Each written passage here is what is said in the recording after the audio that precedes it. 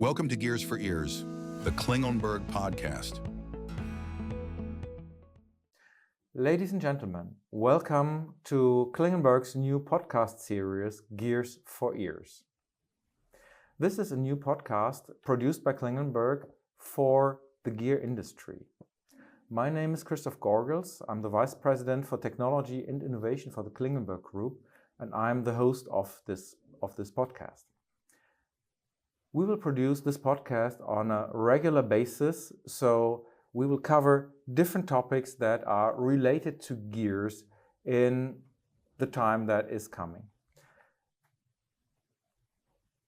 Before we started this podcast project, we did some research, and in fact, we looked in different sources, but we could not find really a dedicated podcast for the gear industry so far. So we really would be interested if you know a good gear podcast. Please share this information with us, and we also will share this information with the gear industry. But from now on, there is the Klingelnberg Gears for Ears podcast for the gear industry. In our podcast series, we will touch different topics around gears. We will talk about deep dive into things like gear design. We will also talk about manufacturing of gears.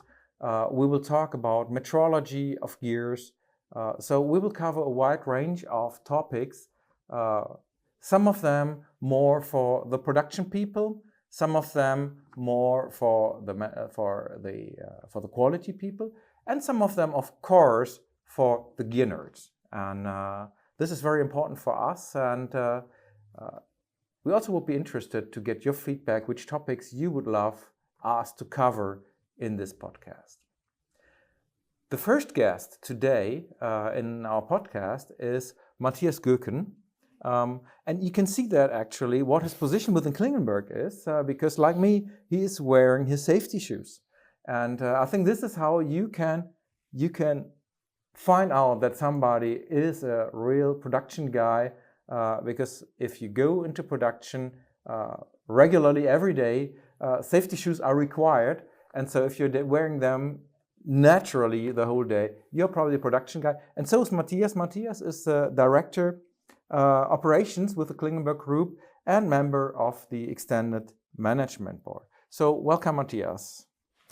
Yeah, thank you, Christof, for the invitation, and it's a pleasure to be the first guest in our new podcast. And for sure, you mentioned my safety shoes. My office is embedded in the operation area. I'm nearby production, so I put on my safety shoes in the morning and put them out in the evening. So, as you mentioned before, it's important to be part of it and to work safely. That's great. And in fact, I'm not sure if you can hear that in the microphone. Sometimes you will hear you might hear some disturbances in the sound. And in fact, our podcast studio, as nice as it looks, is located just beneath the manufacturing area of our metrology machines, of our P machines. And so sometimes we can hear the crane traveling, but I think that's part of being in the industry. That's a good part of it. Now, Matthias, you are fairly new with Klingelnberg. You joined Klingelnberg a little less than 1 year ago, if I remember correct. And I think it's your first exposure to machine tool industry. I think for sure it's your first exposure to gear industry. Yeah. And what I would like to know is, in the first place, why did you join Klingelnberg? What attracted you to our company? Was it machine tools? Was it gears? Was it the company? For sure, Christof, it was a mix of different arguments. And for me, a very important topic when I met the first people of Klingelnberg was that this company has still a culture and an organization, as I know from family-owned companies. So for me, I'm more than 20 years in operational management position. For example, quick decision-making is very important. So I like family-driven companies because you are, in most cases, directly linked to the owner, or in my case now to the CEO. So you can bring your topics directly on the agenda of the decision makers. And I can say after 1 year with Klingelnberg, I feel very comfortable with the organization. And for sure, we are talking each day and we do quick decisions. So that's maybe a big advantage in the business, because the machine industry, you know, that is very flexible. So we are involved in different external topics. So we need to act. So we need to be efficient and we need to be flexible. So quick decision making is definitely important. As a second, for me, was important the culture. So I think we have a very open communication culture. So people, blue collars, are standing together with a PhD at the machine, talking about manufacturing, quality, timing, whatever. So if you have a development project, like we discussed today in the morning, people involved from each department. So we have a very interdisciplinary open communication. I really appreciate that, and for my work, it's mandatory to get the right information at the right time. So that's a big advantage. And so I have a long list. So we have a great product. So for sure we can talk about the combination of machine tools and measuring equipment. We do both. So we produce machines who are cutting the micron, and we have measuring equipment who's measuring the micron as well. So I think it's a brilliant communication. We have tailor-made machines. I really like it because we are a medium-sized company, very long in the market. So the product mix is really great. And now we are starting with Smart Factory, for example. So it's a software solution. So I really like the product portfolio of Klingelnberg. The next, I have to check my cards. Wait a second. There was already a lot of information for everybody.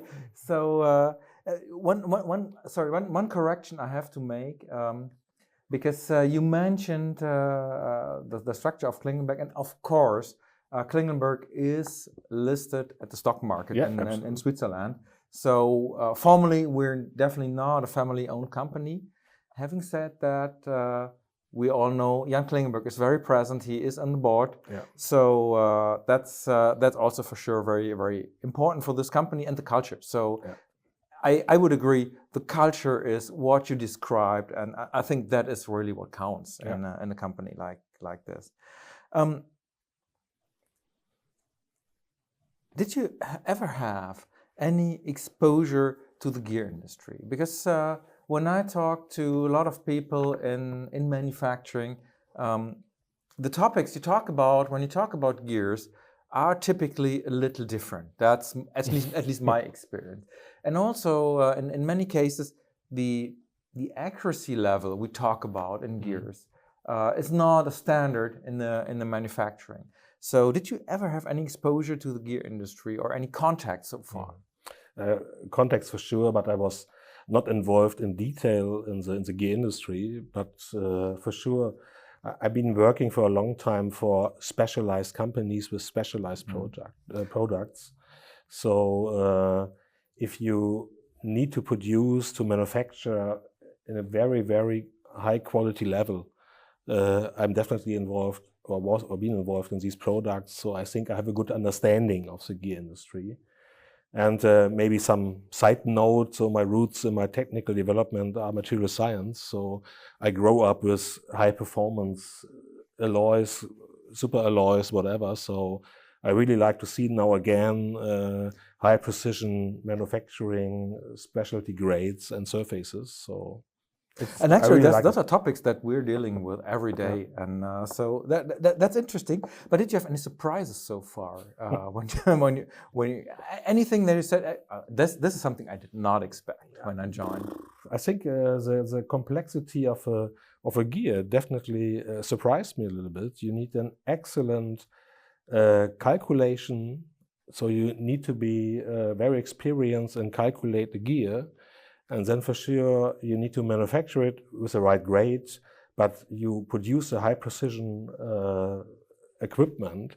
So at Klingelnberg, we have the complete value chain in our own hands. So we calculate it, we produce the machines for it, and small side note, we produce some very specialized gears still in-house. So we have all the knowledge available in our own organization. So that I really appreciate, and that surprised me a little bit, to be honest, that we have these gear noise topics, and that we use a closed loop. So yeah, it's definitely cutting edge technology, let me say.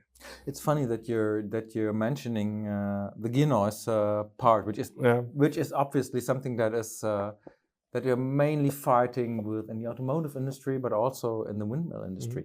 But it's funny because when I still was working on my PhD in Aachen University, a lot of family members asked me, "Hey, gears have been around for so many years. Can there be anything new in gears?" Yeah. And I can tell you yes. And after more than 20 years in the gear industry, there is so much new stuff to find out. And I find surprises. Maybe not every day, but every week one surprise. I would say yes. You mentioned complexity, talking about gears, but I mean we're making the machinery also to make the gears and to measure the gears. Would you say that also this complexity of those machines, is that something that kind of surprised you, or something you expected, or would you say this is something that's quite common also in other industries? I would say in a different way. So the complexity of a machine we produce is definitely on the high level. For sure, you have electronics, hydraulics, machine parts, software, measuring equipment. But bring all this together for a machine who's running, in our case, sometimes 40 years in the market, that's definitely a challenge. So it's not standard. I think it's definitely a specialized technology. And our challenge, for example, is we do not produce 100 machines a month in the same condition and the same standard size. So we have a tailor-made business. So our customers expecting options. They want to have a product who's producing, bringing added value to them in a very specialized condition. So we try to solve that, and I think we do. But that's definitely a challenge, that you have these small lot sizes. For us, lot 1 is a lot. And that is definitely the challenge we have. So for sure, yeah, it's complex, but yeah, you need to produce it in a very good way. That's funny, because I definitely wanted to ask you what you see in our industry as the major challenge for operations manager. And you just mentioned lot size, you mentioned variety, complexity, and also tailor-made products. I mean, from what I am discussing with production is also the accuracy of what we need from design side in our machines, and you know, we need this accuracy sometimes, and also in our manufacturing area, in very small lot sizes. Do you see that as a challenge? Definitely, because when I'm sitting together with my team or my people, in many cases we end up in good communication. So if you produce lot size 1 or maybe 2 or 3, you do not have a series of hundreds and thousands of parts you can improve and develop over time. You need to hit the target with one piece of machine part, for example, and that's definitely a challenge. And the second topic for sure is the unexpected. So as I mentioned before, customers are changing priorities, managers are changing priorities as well. So we need to be flexible, and this is definitely a challenge for planning. So for sure we have softwares in place who do our planning, but it's not so easy to be efficient, to have a good utilization of your machines, qualify your people, train them, and then produce one piece of one machine, or maybe 3 or 5. So that's definitely a challenge, yes. You just mentioned small lot size, high accuracy. So basically what you described is the first part has to be the right part. And it's interesting because we have this situation, of course, in our own manufacturing, but we also know how to handle this, because that's something also our customers have to handle. If I look, for example, at the customers of our rapid machines, if you make a 3-meter gear, you only have one You don't. I mean, it's just not affordable to make two in order to make one good gear. So on the one hand, we have those customers that make those big gears. They only have one, and it's got to be good. There's no second chance. Yeah. And on the other hand, we have the automotive customers, not only the automotive industry, but customers with high lot sizes. We talk about smaller gears, obviously, and there the single gear doesn't count so much. You can scrap one, doesn't matter too much, but their process capability, stability, statistics play a major role, and that in fact tightens your tolerance even more. But I think most people that are listening to us know what I'm talking about. Yeah. Now, having said that, manufacturing is the one side, and then you have to assemble the machines. Now, you said we have smaller lot sizes. I mean, of course we have certain machines where we have bigger lot sizes, but when we talk about bigger lot sizes, I mean, we're not talking about automotive industry. We don't make 10,000 machines a year. So a high running machine would be 30 to 50 maybe a year. If we talk about metrology, it could also be a little more, but we also have a lot of machines. We just build 5 or 6 a year. Yeah. Now, I think, and I know it's a challenge to make sure that all those machines are assembled in a good quality, that people know what they're doing, that we have trained people, that we have good planning, good preparation for each and every step that has to be done on the machine. Maybe you can tell us a little bit about assembly. How do we manage that? At the end of the day, it's a combination of some important topics for us.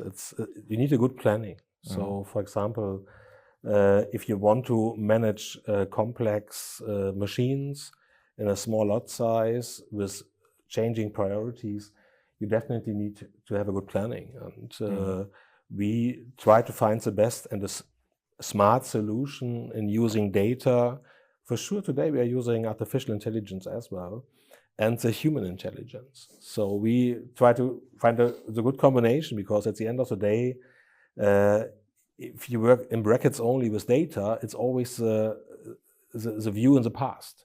So for sure you have your information coming from the past, former produced machines, you have to look forward, we do some forecasting for sure. But at the end of the day, you need to manage the unexpected, because you have tools or requirements coming from customers very short into manufacturing.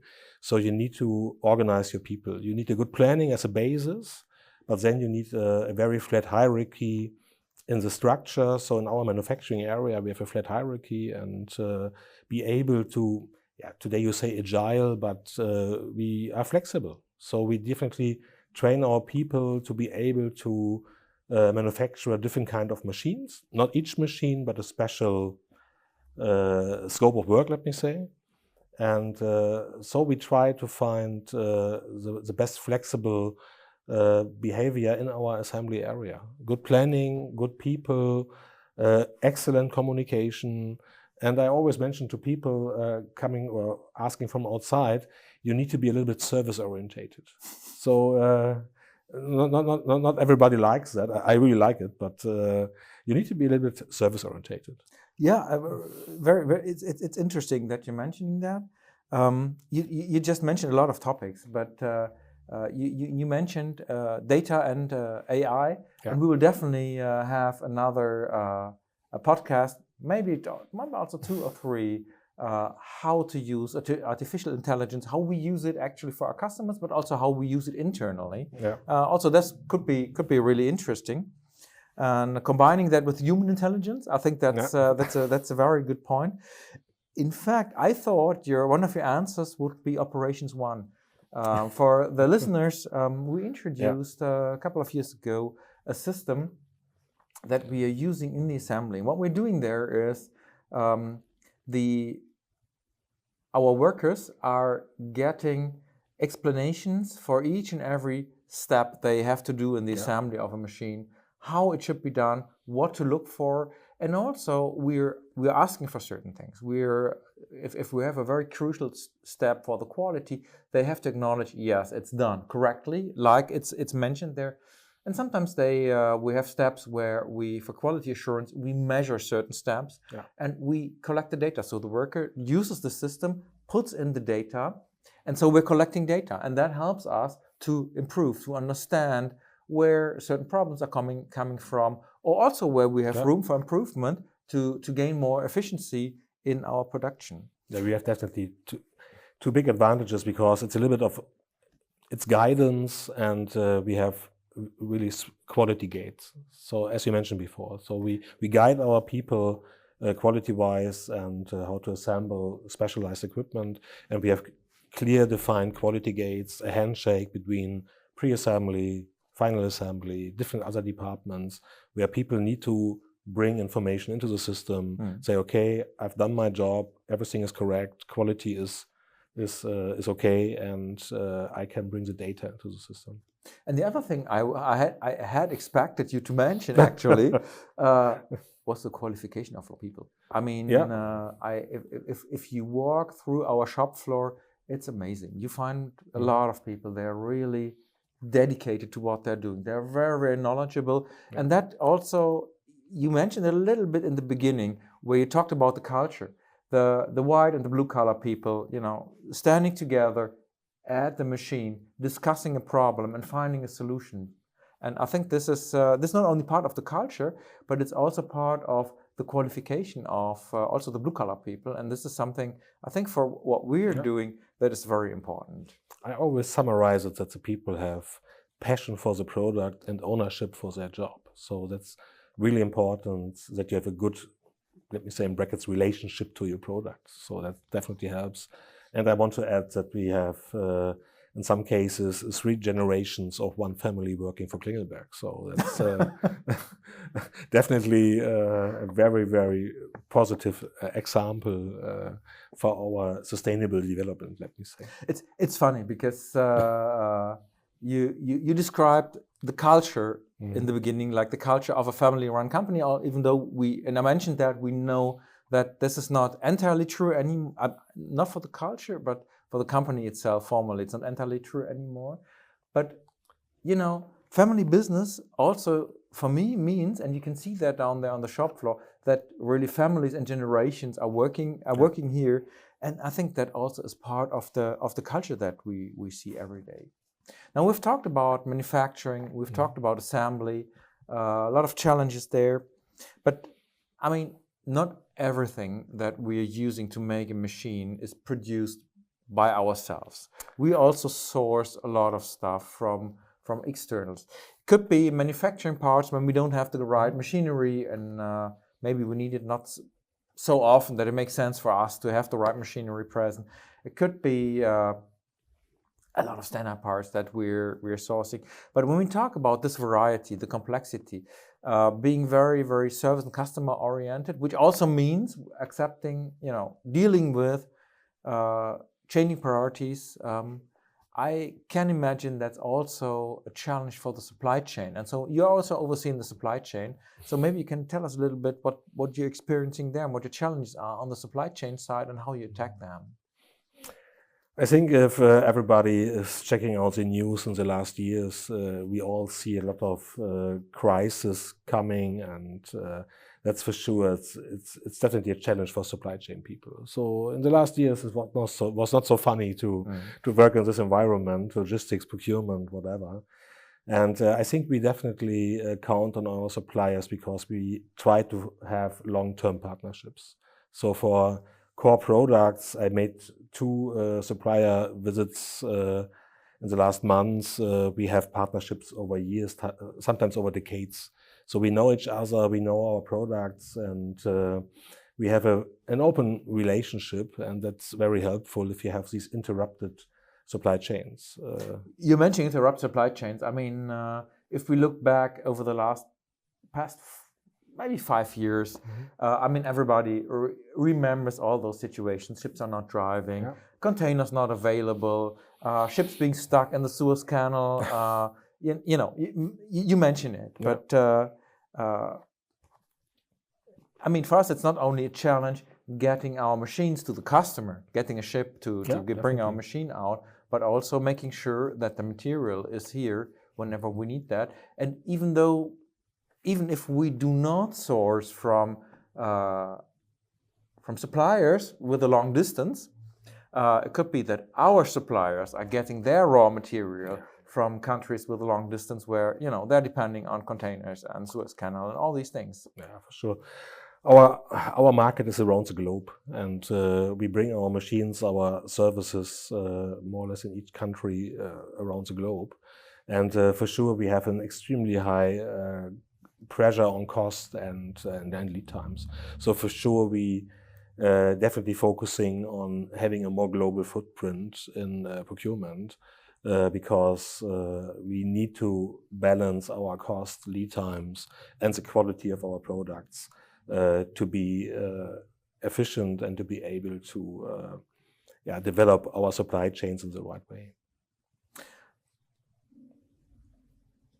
When I got it right, your previous experience was in the area of, I would say, service products. Mm-hmm. Yeah. And so small lot size is something that you're familiar with. That's you said service must be production must be service oriented. Yeah. So this is something I really do like.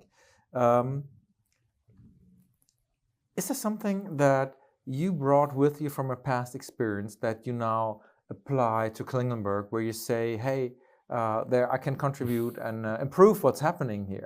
I mean, you bring a lot of improvements. I know that, but is there something special where you say, hey, this is for my service-oriented background, this is something I can bring in here? I can again explain the way how we communicate to each other. For example, each company has more or less silos in the internal organization, and I'm working each day with my team to break them up and to say, hey, we need to be open, we need to make compromises sometimes because we need to evaluate the complete value chain in our organization. It makes no sense to focus only on one silo and we optimize it and then we realize later, okay, for the company, that was a bad decision. So that's definitely one of my tasks with my people, to be proactive, communicate proactive, and have a good exchange and manage the interfaces to engineering, to other departments, because we as a company can win together, but if you focus only on your own area, you will not be efficient and will not develop your own organization. So processes, communication, being proactive is a very important topic for us, and we are working on processes. When we talked in the preparation of this podcast, you told me we need to ask questions and listen. We need to understand, and I quote him, I wrote it down because I liked it. We need to understand what our customers need, and he said, customers are internal and external customers. So external customers is clear, people that are buying our products, but we also have internal customers. So, and it's interesting because if we talk about how we work together, in the end, I think in the R&D we see production as our customers in some places, Yeah. And then of course production sees sales as their customer, and sales sees customers as their customers. And of course, sometimes we talk also to customers in R&D. That's clear from a company point of view, but also establishing this view from supplier and customer within the company. I think that helps to keep up a good spirit and to work together in the right way. Yeah, absolutely. So, in fact, that brings us to the end of our first podcast. Matthias, it was really a pleasure discussing with you. And what I also would like to mention, most people that are working here, and that's the most people I'm talking to and I will be talking to in the future, are not native English speakers. And everybody can imagine that it is a challenge to do a podcast like this. Sure. We have not prepared everything. You knew what questions in general I'm going to ask you. We do it live. We had some preparation, but we're doing it live. And I really want to say thank you. You did a great job. Thanks a lot. Thank you of accepting this challenge. And I would also like to thank everybody who is listening right now to us for taking the time, listening. we would really appreciate your feedback. It could be a rating, for example, on Spotify. You can send us a mail at info@klingelnberg.com if you have ideas, suggestions, if there's something we can improve. If you just want to tell us, hey, great, please do it. If you want to tell us it's not great, it would be great if you would tell us why and how we could improve. But also this feedback we would like to. And also for our listeners, if you want to see us, if you want to see our faces, this podcast also broadcasted on YouTube, and there, of course, with live video. And there you can see the faces of Matthias and me and us talking and interacting. So again, thank you everybody very much for listening. And I'm looking forward to you, to seeing you, I cannot say, but to you listening to our next podcast. Thank you very much. Thank you.